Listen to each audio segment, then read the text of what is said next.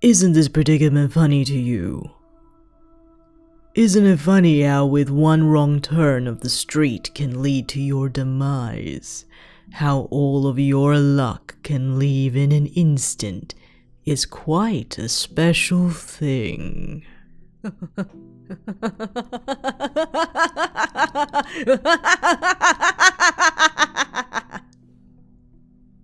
Monomer threw his head back in a burst of howling laughter, his mind repeating the memory of such a well-liked and so-called hero, shivering in fear, backing up against a wall as he pleaded for his life, eyes wide with fear and face pale with pure anguish.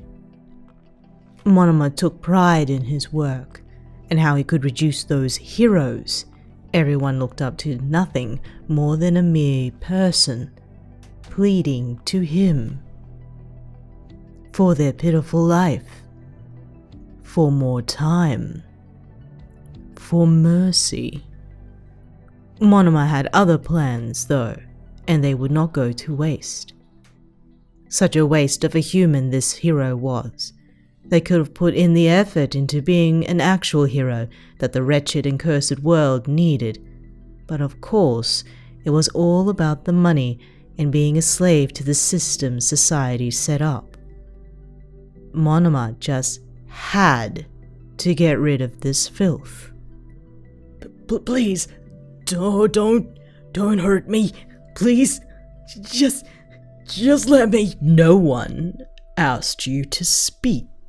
Monomer spat, his voice dripping with venom as he dealt with the little problem in front of him. He had to thank you later for introducing him to the wonderful world of melee weaponry. My duty is to rid the world of filth. Like you. He picked the unmoving body up, not minding the crimson stains his gloves and stunning outfit now adorned as he looked at the dull eyes of the man in front of him. Monomer sighed as he dropped the waste of a good body, letting it fall to the ground with an audible thud. He decided to just leave the broken hero there, since someone was bound to find them eventually. Because who wouldn't want to look for such a precious hero who went missing? Damn, Neito! You snickered, jumping down from your perch on a fire escape ladder. You looked around in the small alleyway, cringing at the amount of blood decorating the walls. It would be a miracle that the hero managed to live as long as he did. Too bad, he was already dead. You're sure getting yourself busy with this dirty job, aren't you? Also, be glad I was here to help with the noise, otherwise a whole fucking neighborhood would have heard this guy's cries. Monomer jolted upwards at the sound of your voice. He knew you would come for him. You always did when the law was on his tail to make sure you both got away in time, and without leaving much of a trace that could lead back to either of you. But why did you have to startle him by speaking at the most inconvenient of times? Monomer would never know such answers. Ugh. How many times must I remind you to call me the Phantom Thief? You cannot call me by that name when I am out on a mission or any other event where I am cleansing the world of these false heroes. You slapped a hand over Monomer's mouth, stopping his little rant. All right, my dear Phantom Thief. You purred, mentally cooing at how easily Monomer blushed from your tone. I would play with you right now, but the cops are on our tail and you need to clean yourself up. Monomer was about to argue with you, but upon hearing that the law was catching up and he might be caught, he decided to save it for another time. And looking down, he realized he really needed to clean himself up. After all, tonight's little party was messier than he intended it to be. Come on, Phantom Thief, we don't have all night to wait on you! You whisper yelled, pulling Monomer out of his thoughts as he grabbed your outstretched hand, letting you pull him away to the place you both called home.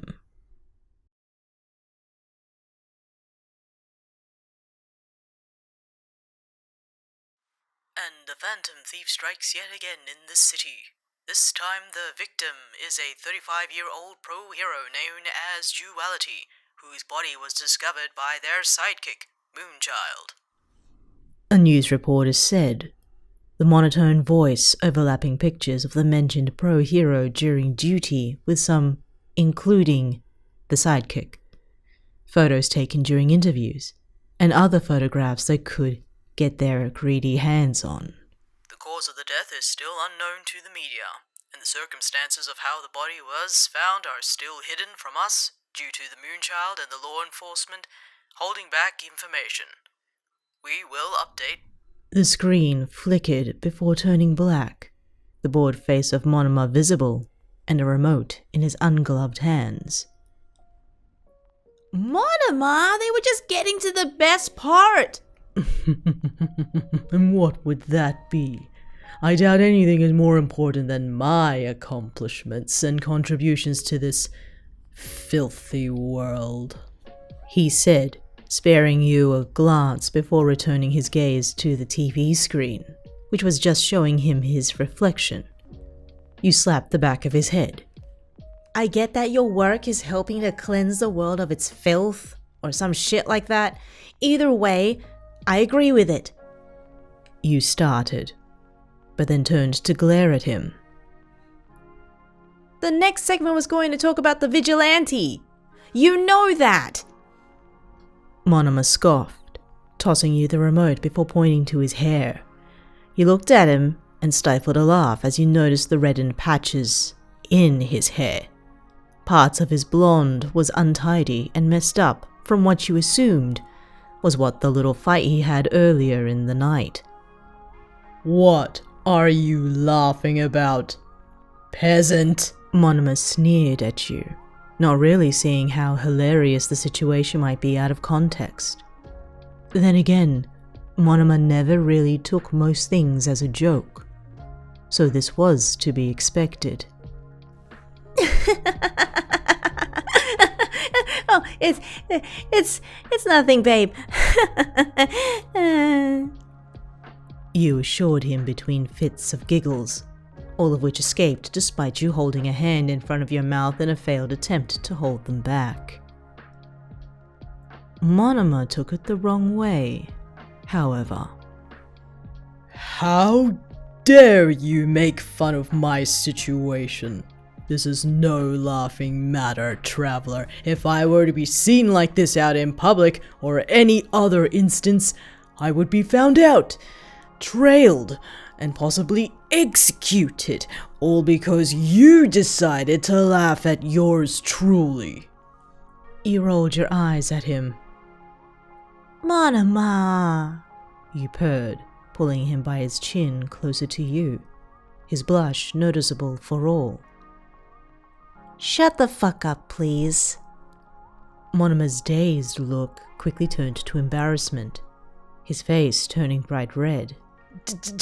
Don't you dare speak to me as if I'm below you, he sneered, pulling away from you. You chuckled, winking at him before walking out the door. Sorry, my darling phantom thief, you said, looking back at Monoma. But I have my own job to do. I'll be back.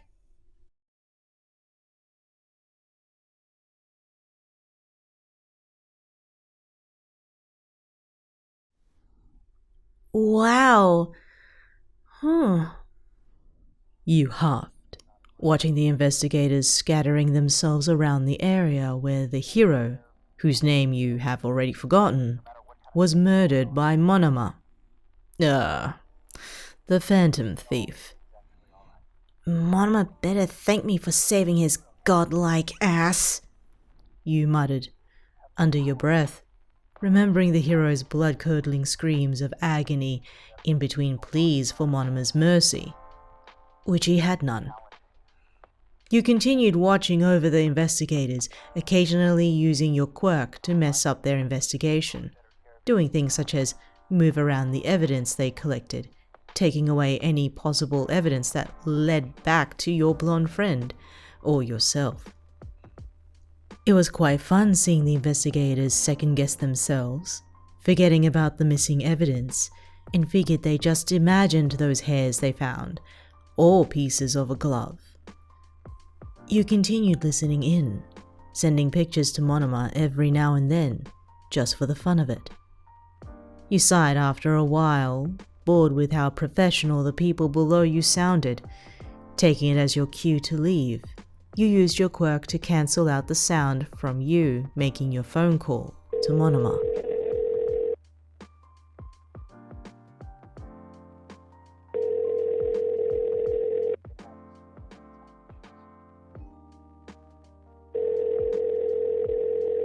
Don't wait for me long. Voicemail. What else did you expect? You shrugged, jumping off the roof and going down the fire escape, using your quirk once again to hide the noise you made, as well as hiding you in general. Once you landed back on solid ground, you began making your way to your temporary home.